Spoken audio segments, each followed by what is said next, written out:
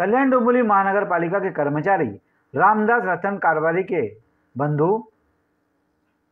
श्याम कारवारी, आकाश कारवारी, स्वर्गीय मदन कारवारी के निवास स्थान पर हर वर्ष की तरह इस साल भी 10 दिनों के घरेलू गणेश उत्सव का शानदार आयोजन किया गया था।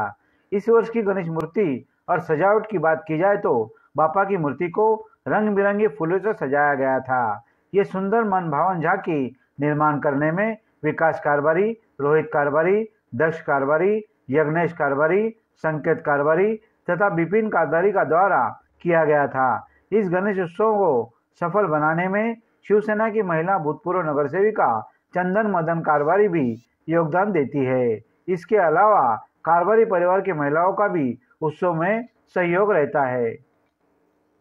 ये घरेलू उत्सव आई बंगला उम्बरडेगांव पश्चिम में आयोजित किया जाता है।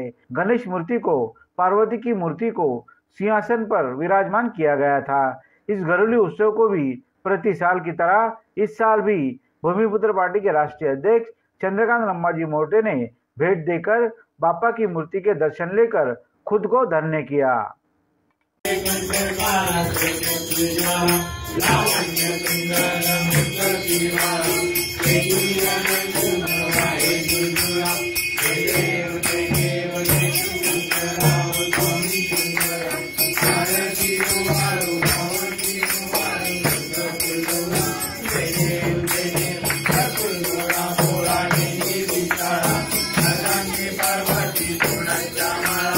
कारवारी राहणार उंबारडे कल्याण। दरवर्षीप्रमाणे यंदा सुद्धा आमच्या घरी गणेश उत्सवाचं आगमन झालेलं 10 दिवसाकरिता आगमन झालेलं आहे आणि सर्व नातेवाईक आणि ग्रामस्थ दर्शनासाठी येत असतात आणि आज पण पाहू शकता रंगीबिरंगी फुलांचा देखावा सुद्धा केलेला आहे।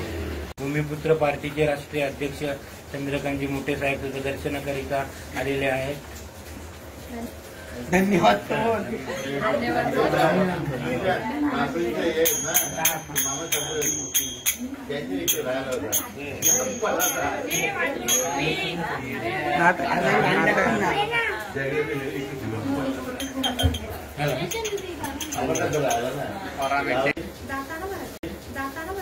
सालाबाद प्रमाणे यावर्षी सुद्धा माझे मित्र म्हणजे माझे बंधूच आहेत,